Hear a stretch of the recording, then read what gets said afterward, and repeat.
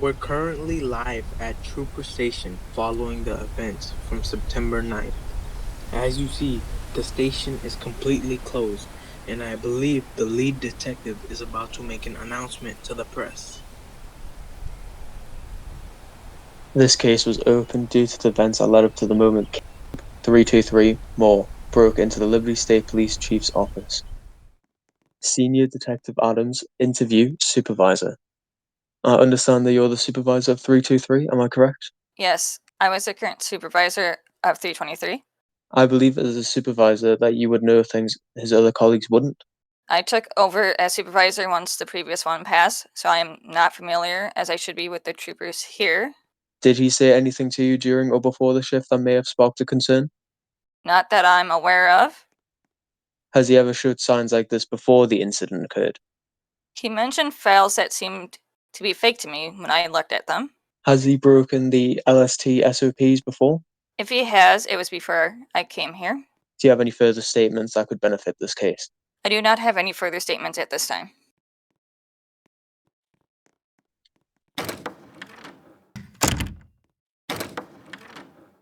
Senior Detective Adams, interview SRT2. According to the report, I understand that you were one of the SRT operatives that responded to the scene. Is that correct?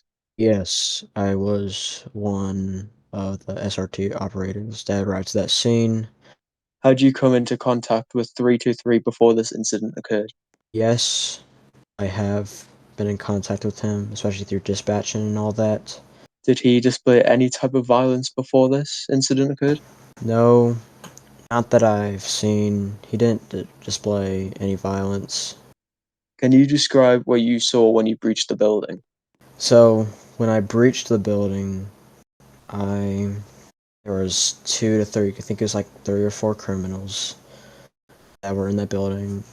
We took them down, and then we heard a few shots, and then we went to it was at the chief's office, and then we saw the chief dead on the floor with game, with a gun. So, yeah. Do you have any further statements that could benefit this case? No, I do not have any further statements. Senior Detective Adams, interview T1. I understand that you're one of 323's colleagues, is that correct? Yeah. How long have you known 323? I have known him for a pretty decent amount of time. Did he display any unusual behavior during his shift on the day of the incident? I mean, he kind of acted a bit unusual during his shift today. Do you have any further statements that could benefit this case? Not really.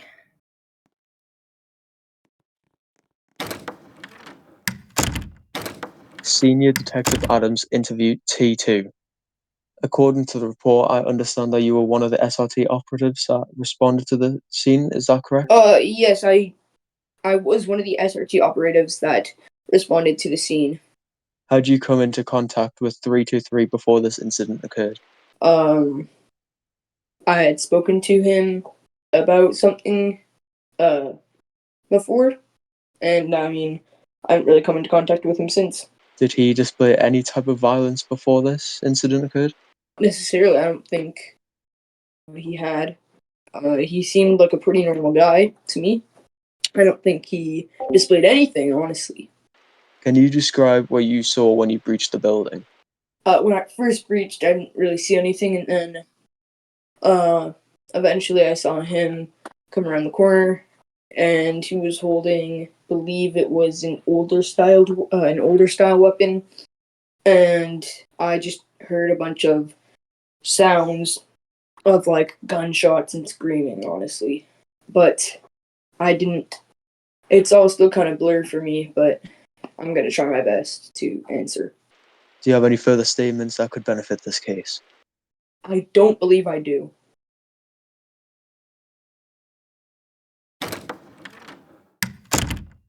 Senior Detective Adams, interview 323, Liberty County Corrections. Was there anything that could have sparked an emotional outburst before you went to the chief's office? Possibly. Before I went back to the station, I just had like a terrible headache. I ran back and and the scene unfolded. Do you agree that you did in fact shoot the chief twice in the head? I would not like to answer that question without a lawyer present. Do you agree that you did in fact kill an SRT operative during the incident? I would also want to wait on my lawyer once again to answer that. Do you agree that you broke into the chief's office? I would say instead that I kindly made my way in to continue our policy of non-corruption. Do you agree that you left the 911 call without informing others?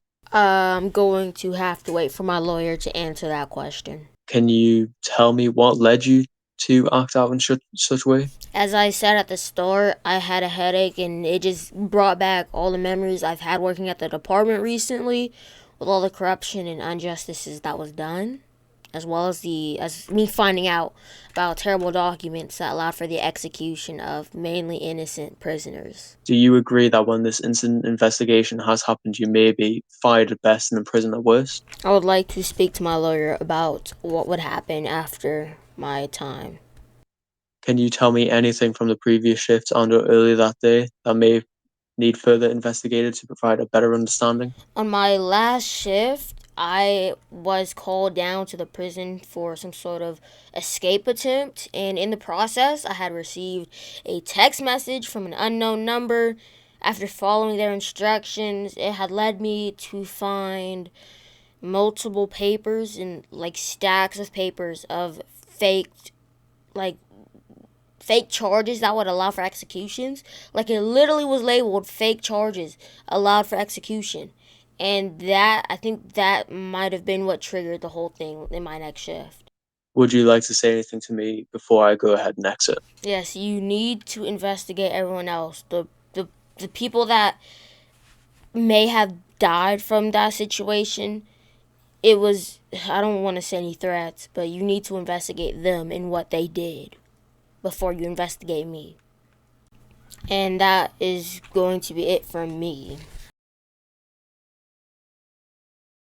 Date of investigation opening 9/9/2024. Case investigator Senior Detective Adams. Case type after incident. File number 66434. This case was opened due to the events that led up to the moment. Redacted. 323. Redacted. Broke into the Liberty State Police Chief's office. Shortly after said break-in happened. Redacted. 323. Redacted. Proceeded to shoot. Redacted. Chief. Redacted. Killing him on scene. 323 was then apprehended by Liberty State troopers for a special response team. Shown on cameras and what other troopers reported on scene. 323 proceeded to go along with redacted SRT-1 redacted commands. 323 then turned and shot SRT-1 in the head twice, using the same weapon as when he killed the chief. What has happened recorded by statements is that 323 had clocked on shift on time but proceeded to go into the supervisor's office and rant about papers in jail. Redacted supervisor called him out, announcing that they were fake and couldn't pursue a further inquiry. 323 was then dispatched to a robbery addressed at Liberty Apparel, Springfield. 323 then approached Liberty Apparel, disregarding all safety precautions. Two males armed came out. 323 gave them warnings and when not acknowledged, fired a shot, disregarding the agent engagement policy. The two males later came outside, hands raised, and complied with 323's commands. The caller proceeded to punch 323 in the face and then ran off. The suspect ran into the road and nearly swiped by a truck. The truck had missed the suspect but swerved and spun out, causing a car to smack into its trailer, meaning troopers did not lock down the street or close it so they could safely deal with the situation. The briefing abruptly ended when another dispatcher, redacted D2 redacted, requested various units to respond to an interruption on Highway 55, Liberty County. Cameras then showed 323 walking through the corridors on his MDT into the locker room. 323 then fired two shot beanbag pellets at a suspect with a crowbar, both missing. He then fired another pellet towards a man holding something that he was unable to make out, the pellet hitting this time. 323 then verbally confirmed something about a headache made out by our audio enhancement team. 323 was then audibly having a breakdown and repeating the station and the chief. Cameras in the reception and the connecting hallway show 323 frantically running through the reception into the hallway. No further evidence has been shared showing the inside of the office. The chief was seen entering behind him. A couple minutes later, a shot was fired, triggering a special response team activation, including SRT-1. Local media, Channel 5 News, and cameras showed the special response operatives entering the building. The SRT operatives encountered one suspect in the hallway that fired at them. The suspect was then shot and killed on scene. Another body cam shows another SRT operative labeled as SRT-2 was confronted by a suspect. Both fired their weapons, only the suspect was deceased. SRT-2 remains in critical condition. The Liberty State Trooper Station has been temporarily shut down. Chief, deceased on scene. 323, alive, detained in a specialized cell in Liberty County Jail. SRT-1, deceased on scene. SRT-2, in a critical state in River City Hospital, overwatched by 2 LCSO deputies at all times. Dead suspect, Hall 1. Dead suspect, Hall 2. Chief's body, Chief's office.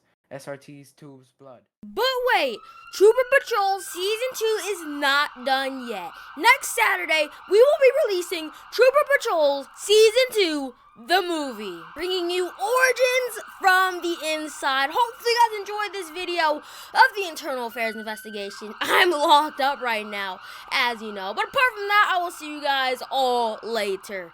Goodbye.